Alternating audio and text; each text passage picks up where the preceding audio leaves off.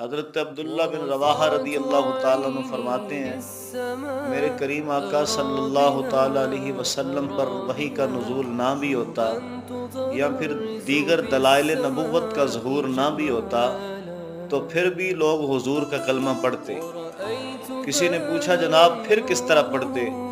تو آپ نے فرمایا کہ میرے آقا کو اللہ نے بنایا ہی اتنا سونا تھا کہ جو بھی ایک بار دیکھتا تھا میرے حضور کا کلمہ پڑھ لیتا تھا۔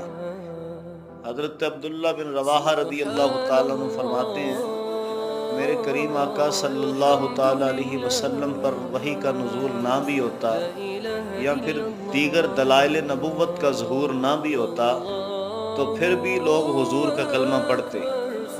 کسی نے پوچھا جناب پھر کس طرح پڑھتے؟